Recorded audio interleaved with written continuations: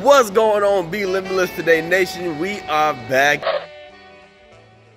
in my hometown, Elgin, Illinois, in Elgin High School, where I grew up in, man, had a good career, and we are bringing Cobb's Corner here. Come on, let's go. Yeah, man, y'all see all the class banners up here. I'm looking at my class banner, man. I'm a little disappointed, I must say. Hold on, let me show y'all what I mean. I see all these class banners, man, all this artwork and elegance. Look at 2004, come on, man. Come on, man. We must become the change we want to see in the world. I mean, that's a great message, but where's the art? Oh, man. Yeah, man. Look, man, I'm home, man. I'm home back in Elgin High. Well, I had some good days, man. But this man right here has some, look, killer. I'm talking about killer, 3-year starter.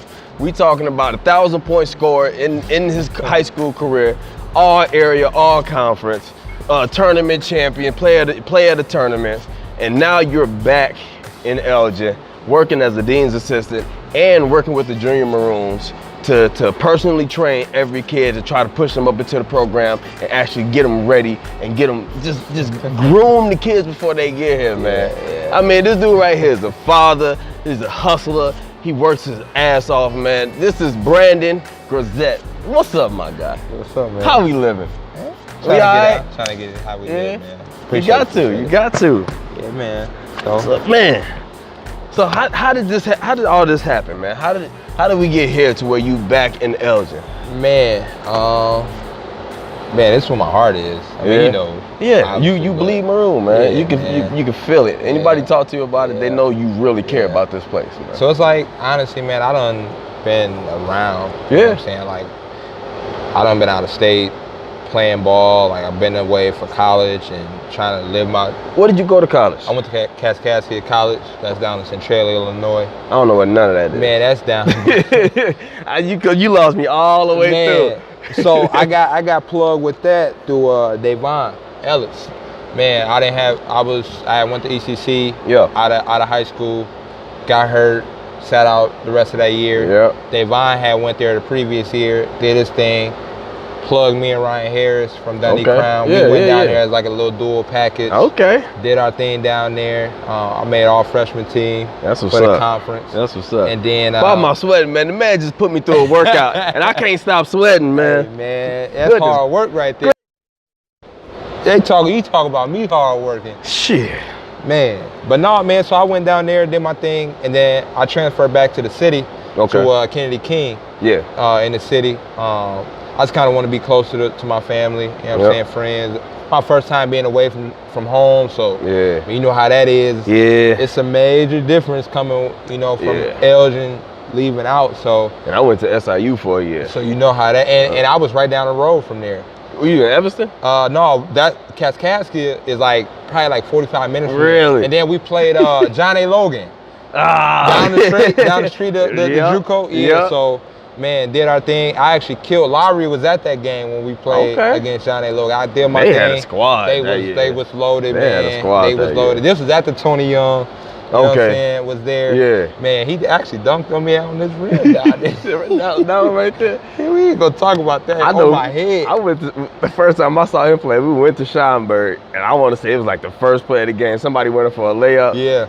His arm was about this far over the rim, and he just glassed it. Ridiculous. I said, Coach, we could leave. we could leave right now. We ain't gotta play the rest of the game. Yeah, we got blew out basically, but Tony was nice. But that squad that they had was they was nice. I mean, they made it to state. Yeah, you know what I'm saying? So, I mean, but yeah, man. So I went to Kennedy King, did my thing there. I had a bang of schools talking to me. Grades. Yeah. You know what I'm saying? You know how that goes, so. Let's jump into that, because that was the thing with me. My grades, I always did just enough to get by. Right. I never really applied myself in school at all. Was you the same way, or did you just struggle with school altogether? Man, in high school, I was just like a teacher's pet. Yeah. So all the teachers love me, you know what I'm saying? And then you got to know who to go to help you with your homework. Right. You know how it is when you're an athlete, but for me, I was just lazy in general. Even like as far as on the court too. Yeah. I mean, in the games, I was passionate, but like my work ethic that I have now, I didn't have that back then. Man. So man, my approach to the game is different. You know what I'm saying? I mean, when we 16, 17, 15 years old, like that's not an excuse neither though. Right, true. You know what I'm saying? But, and it's kind of going back to the point that you were talking about before we even turned the cameras on, was kind of just having people come back to teach us. Having people that might have graduated to come back and give us the ropes, tell us how we should act, give us some insight on that. How much of that are you doing now, and do you see an impact with the kids that you're doing it with? Oh, it makes a major impact. And I like, for me, like, I wish that like some of the older former players, alumni in general, I mean, we have a nice handful. For sure. But it's certain ones that I wish that could have, you know what I'm saying, continually at least just show their face and just share their stories, you know what I'm saying? A lot of them, they hear the names, but they can't put a story behind it or a face to the name. So like, even for me, like, I was fortunate enough to where like I seen yourself and a lot of great players come through this gym, you know what I'm saying? So like, I was a shorty, you know what I'm saying? So like now, like, I'm in a situation to where like these kids know me and they know like I can share my stories with them and like they be like blown away, you know what I'm saying?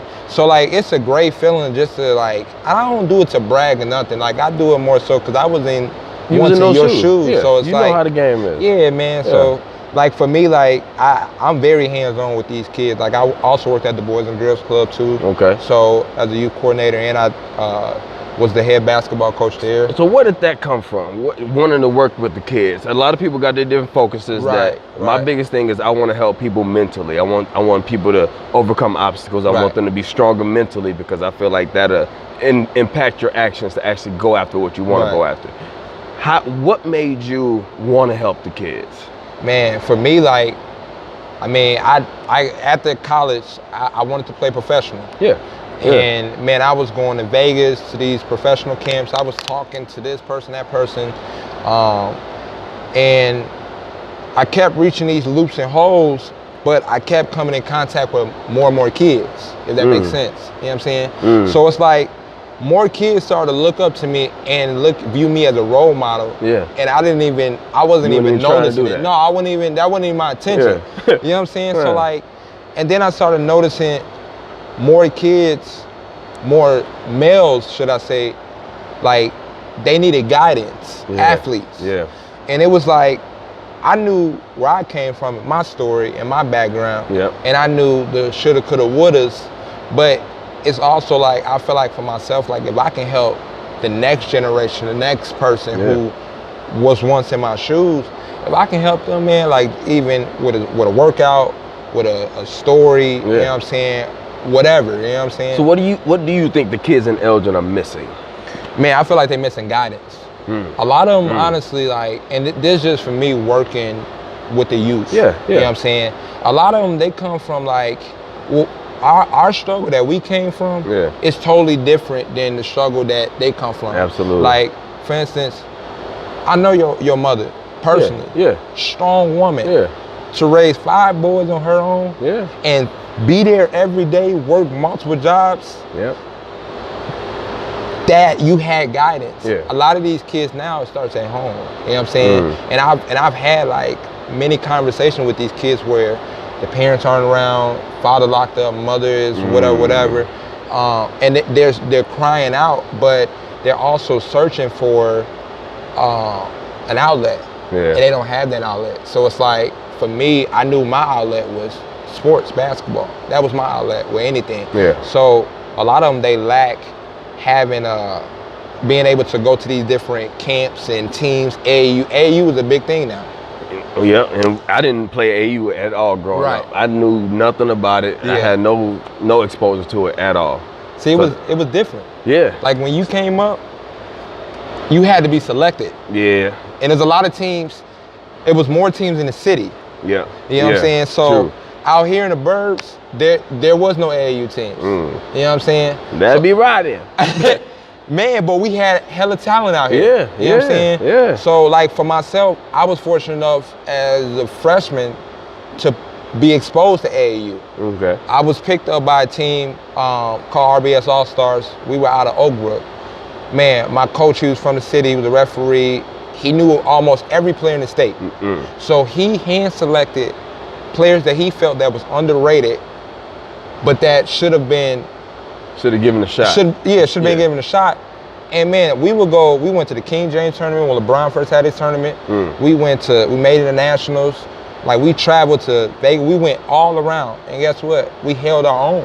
You know what I'm saying? So, I mean, for me, like, I'm growing up and I'm traveling a little bit. You know what I'm saying? Yeah. My mom ain't had no money for all that. You know what I'm saying? So, my coach made it way to where only thing we had to pay for is like the bare minimum. Yeah. But, I mean, I'm watching Derrick Rose, OJ Mayo at nationals. You know what I'm saying? So, for me, it's like, man, I was blown away as a kid. Like, yo. Basketball can take you there. Like, these dudes is nice. These dudes is nice, man. So, yeah. Man, so now you got a son. Yeah. How old is he now? Seven. He act like 17, bro. Really? That dude grown, man. He's 7 years old, 5 feet right now. Really? He's 5 feet.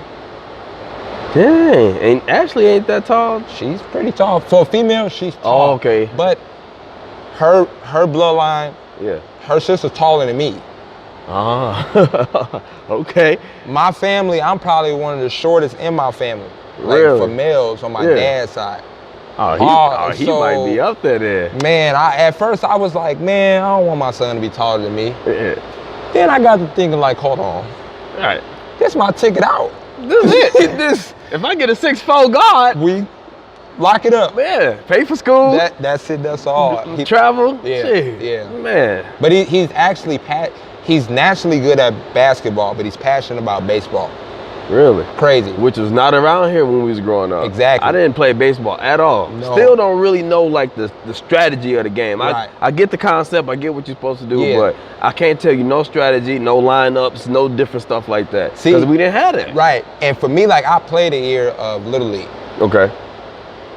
Out of nowhere, I was playing backyard baseball with my friends. My friend, one of my best friends at the time, still one of my best friends, his dad was a Little League coach for the Nationals. Out of nowhere, swooped me up like, hey man, you would be a good baseball player. I knew nothing about baseball. Hit a home run. We made it to the World Series. Hit a home run in that, you know what I'm saying? Okay. Hey man, they ain't, you know what I'm talking about? So, but no, like for me, like I learned the game, but I wasn't passionate about it. Yeah. But I knew what to do. So now every Sunday, like almost every Sunday, like me and my son, we go out to Players Choice Academy out in Algonquin. Okay. So I take him there, man, and I train him myself. Just looking up stuff, learning. Man, basic stuff that I learned. Ground balls. Yeah. Teach them how to catch. You know what I'm saying?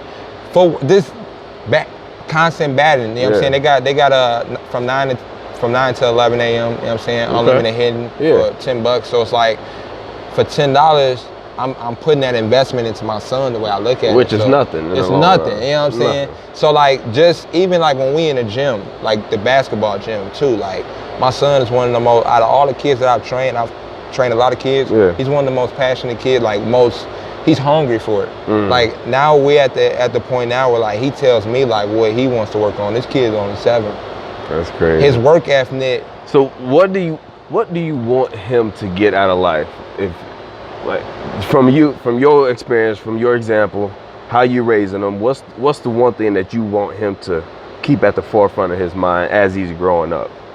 Whatever, I want him to live his wildest dreams. Yeah. And know that I'm supporting him. Yeah. I just know that it don't even got to be basketball. Yeah. Well, I'm not even talking sports. Right. Yeah. Whatever you want to do, son. Because I feel like for me, I didn't always have that strong support system behind me. Right. You know what I'm saying? So like kind of like when me and you talked about like with college, for instance. Yeah. We knew we wanted to go to college, but we seen the vision of going to college. But when we got there, it was a blur. We didn't know. Yeah. So for him, I want to teach him the game, a life, not even just basketball. Yeah. Whatever you going through, bro, like, son, I've been there. So just so that the audience can get something, what is something area that you struggle or some big struggle that you ran into? It could have been self-inflicted, something that you might have caused, something that you probably didn't cause and it wasn't even your fault, but you had to go through it and you had to overcome it. Commitment. Really? That's like, I had to really sit myself down and look at it, like commitment with myself, commitment to school, commitment to relationships. Was the birth of your son a part of that? Yeah, like when I had him at first, I was still selfish in a way, you know what I'm saying? Because I mean, I wasn't used to, you know, having to now think about another body that I had to, I gotta take care of, you know what I'm saying? Like, I mean, if you got a girl, whatever, y'all break up, that's the end of that. You know what I'm saying? You're gonna find you another girl. But your child, you know what I'm saying? Like, I watch my son, like, I cried when my son was born, like tears of happiness, and I'm just like, wow. So like, for me, like, I want my son to be committed to whatever he's gonna do, be committed to it, and understand like, it's not gonna be easy, but if you put the work in and you finally reach that goal, it's gonna be worth it. You know what I'm saying? So, I mean, I want my son to hoop, honestly. You know what I'm saying? Because that's what you know. That's what I know. You can give him the most value about hooping. Right. So like for me, like my family, like my pops played in the NFL. He played Division I college football. My nephew right now is at Murray State. You know what I'm saying? Balling. He was the all-time leading scorer in his high school history. Okay, you talk about commitment. Last time I seen him, he probably was in like 7th, 8th grade. Short, chunky, fat dude. Grew to be about 6'3", 6'4", all-time leading scorer your high school career. High school history. All-state, you know what I'm saying? A couple years ago, nobody's really looking at you. You know what I'm saying? So, man, and just talking to him over the summer and seeing where his mindset is, it was just like, man, like, that gave me like a new life, you know what I'm saying? So, yeah, I just want him to be committed, and whatever you want to do, bro, just do it. What else motivates you? My past. My past, like, I feel like, obviously it's a lot that you could have, you would want to go back and erase and change or whatever the situation is, but for me, like, I can't go back and rewrite the story, but I can finish it off on a good note. You know what I'm saying? So like for me, like, I always wanted people to notice me. You know what I'm saying? Like, I always wanted to kind of be the center of attention at first. And where do you think that came from? You had a lot of siblings? I'm on my dad's side, I'm the baby. I got 3 over there. On my dad's side, my mom's side, I got 3 siblings. I'm the second oldest, so. Man, 4 sisters and 2 brothers. You know what I'm saying? So, I mean. A lot of spotlight sharing. It's a lot, you know what I mean? So it's like, for me, like, I don't know. I feel like I was always competing with everybody else and so focused on what everybody else was doing until like, I never really locked into what Brandon is doing. Brandon, what are you doing? You know what I'm saying? How long did it take you to get to that point? Man, it just like the last couple years, to be honest with you. Really? Like, so like if you get a scholarship, I'm looking at you like, man, like low-key, I'm better than you. But, and I didn't understand it.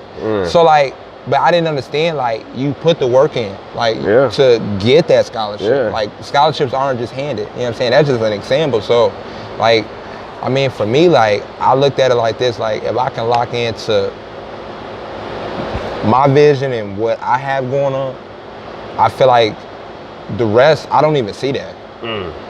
It don't even faze me, like, for what? You know what I mean? Now, did faith have something to do with this change?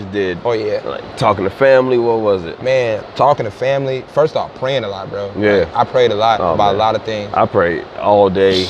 Constantly asking God, what's the next move, man? What are we doing? What's going on? You know, should I do this? Should I not do this? Should I have this person? Should I talk to this person? And I listen. If he say no, I don't do it. I don't do it. But my faith is huge, man. It has to be there. A lot of times I feel like I started to lose my faith because like I wasn't getting answers right then and there. That's so tough, dude. I swear I done been through that so many times to where, cause you think you see me struggling. You see me in this tight spot. I don't know what to do. And you constantly praying like, give me answers. But what I'm learning is we've been given the answer already. Right. We just wasn't ready to receive it. Right. It's not the answer we was looking for, so we just brushed that off. Right. But then when it comes back around, it's like, oh, if I go through this, then it's gonna put me in this position. He's not trying to just sway me away from it. He's telling me you are equipped to handle it. Exactly. Go through it. Exactly. Dude, yeah. I'll give you a perfect example. The year 2008. Okay. The summer after I graduated, I sat out after I got hurt. Right. I get a scholarship to a school called North Idaho in Coeur d'Alene, Idaho. Okay. They're a powerhouse Division I JUCO. Okay. Right. So they never heard of me. Never nothing. A guy seen me play at Elgin, word of mouth. He knew the coach. Flew me out there. They never seen film. Nothing. Nothing. You know what I'm saying? I go out there, kill. They instantly offer me a scholarship. I go back out there for summer school. I come back out here. My mindset is so focused out here to where I lost my faith. And I had, like you said, I had all the answers in front of me. All you gotta do is go to class. They ended up being the #1 team in the nation. They lost in the semifinal in the national tournament. Gee. So you had a full ride there. Full ride. Damn. So like, man, I went to like 8 different schools in a matter of like a 2-year span. You talk about giving opportunity after opportunity after opportunity. Man, I turned down school. Some of these kids don't even have opportunity. I sign a letter of intent and be like, I ain't really feeling it, and decommit. Then something else will come along the board. At first it sound good. And I get there, I ain't really feeling it. And these are all paid for. Like, I wasn't in debt or anything. So again, I use my past. And it's like, man, I've been blessed with a lot of opportunities. Even though it may have seemed that I fell short of the ultimate goal, which was to play professional. I mean, but when you think about it though, I think I saw some stat where it was like, I want to say like 40 or 50,000 college basketball players or something like that. And then only about 900 actually get to the league or something like that. Like, the numbers are extremely low. Mostly everybody don't make it to the league. See, and for me, I never wanted to play in the NBA. I wanted to play overseas. It was never, because I was being realistic with myself. Like you say, 5,000 go down to 900. Come on, man, I'm 6 foot. You know what I mean? Like, you have to be like a special player to get there. You know what I'm saying? But on the flip end, I'm looking at a lot of overseas guys, and I'm playing with these guys. You definitely could have played overseas. So the only thing that held me back was my passport. I wasn't able to get it due to, you know what I'm saying, some little child support. You know what I'm saying, on my son. So like, I mean, I look at it like that situation to where like, we're not talking about talent. You know what I'm saying? We're talking about off a decision that I made. Self-inflicted. So it came back to kind of bite me in the butt a little bit. You know what I'm saying? But on the flip end, it made me appreciate the game more, because like now, like my son, like I can put him on game. Like, man, I don't have no kids before you. Live your dreams first. You know what I'm saying? Live life first. And then have kids. You know what I'm saying? Because once you have kids, man, like, it's another responsibility. That's a wrap. It's a whole different game. Yeah, me and my lady, we in the talks. We got married April 2017. So bought the house April 2018. We've been remodeling everything like that. So you doing big things, bro. Dude, I'm out here trying to make it happen. You doing it. You got it. But I see you got engaged though. Congratulations, sir. Thank you, man. Thank you. I'm trying to, Trying to do what you do. Yeah, man, that's my baby, man. Like, honestly, like, just marriage, like, when I first thought about marriage, I was like, man, I ain't getting married. Like, man, like, only thing I knew, you know what I'm saying? But like, man, she been cool. You know how it is, like, when this your best friend, man, and like, she supported my wildest, bro, I had 1,500 people in this gym for the alumni game. Like, she was along every step of the way. Like, I saw that it took you like 2 years to get that put together. It took me even longer than that, but it, like, the last 2 to 3 years was like I made major progress. Yeah. You know what I'm saying? Like once they started to trust me more around the building. Yeah. I mean, I had to prove myself. You know what I'm saying? So, yeah. You got to build those relationships. Yeah. Absolutely. Yeah. So that was fun, man. The next one though. Whew. When is it? December 19th at Larkin. Man, that's gonna be. I mean, we add in Junior Maroons versus Junior Royals. You know what I'm saying? For them, it gives them an opportunity, you know what I'm saying, to come out and play in front of a decent amount of people, you know what I'm saying? And then that's where it started at the lower levels. So we gonna bring them out.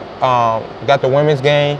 I had at least about 30 females get in contact with me like, hey. So it's finna be a 3-game night. Man, listen. And then we got the old school, new school game, you know what I'm saying? So, I mean, man. I'm about to get out of the next one, man. Man, we December 19th. We need you. I got to do a couple more shooting drills, you know what I mean? Because tonight, the shot was looking okay tonight, but I'm telling you, before, man, it was bad. These last couple of weeks, if you see me in the gym, look, it's been rough. If you already wet right now, because you didn't look bad. Right.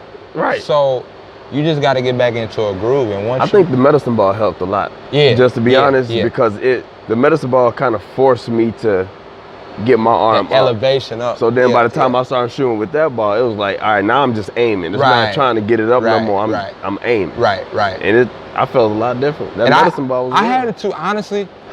I did a lot of research, a lot of different studying, but for me, like, you knew, like, I really wasn't a great shooter in high school. Yeah. So, like, I really had you was slash. You was quick. You would get to the basket. That's it. Yeah. So, like, my shot was flat every time. Yep. So I started using that, and that forces me, like you say, to shoot at a higher elevation. Then it was just like, okay. I started hitting a couple shots here and there. I'm gonna keep riding with it. You know what I'm saying? So hell yeah, it's working. That's what's up, man. Last question. When you leave this place, when somebody say Brandon Grissette, what do you want to pop in their minds? What do you want your legacy to be, if it could be one thing? My legacy? Ooh, first off, I want them to, like, smile, like, that's a good dude. Yeah. You know what I'm saying? Yeah. And I want them to have multiple stories about me. Yeah. Like, I want them to know that, like, man, I mean well, kind-hearted. Yeah. Passionate about the youth.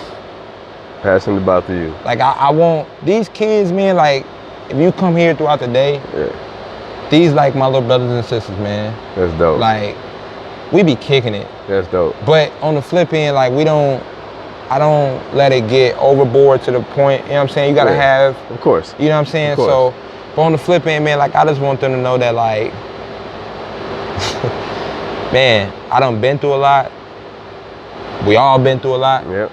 But we made it. We made it. I love it, man. Let them know where they can find you, man. Man, you can find me on Facebook, you know what I'm saying, Brandon Grissette. You can find me on Instagram, B_Grissette, B_Grissette. Facebook, Brandon, last name Grissette. Twitter, Snag3030. You know what I'm saying? Snag, hey, they call me Snagger too. No, man, but it wouldn't be me without it. That's right. That's it. My Snapchat, you know what I'm saying, Stanky25. So it's a wrap, cuz. Hey, man.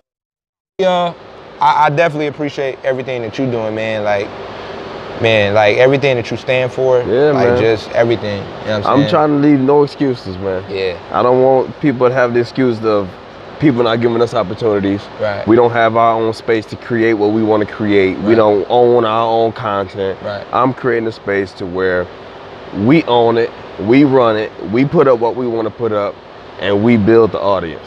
Manifest, man. That's it. Hey, man, I hope y'all got something out of this, man. We definitely appreciate you guys. Check him out. If you have a child in the Elgin area, get him in the Junior Maroons program. He will get them right and get them ready to play some ball. I promise you, man, the boy is nice. Check him out, holla when y'all can, man. We appreciate every one of y'all taking your time to watch this video, and we'll catch y'all later. Thank y'all, man. Hey, even if you don't have a kid that want to be in the Dream Room program, send them my way, and I'll take care of them. That's right. Nephew, cuz. Hey, even if you want to get back in shape, it ain't got to be basketball related. If you just want to, you know what I'm saying, lose a few pounds. I mean, you know, we going through the winter stage, so a lot of y'all talking about y'all about to get back in the gym. They lying. Y'all know it's eating season. They know they finna start getting cuffed up. Thanksgiving coming up. You know what I'm saying? So, but no, man. Any type of work y'all need done, come see me, man. I'm here. Holla at the boy, man. We appreciate y'all.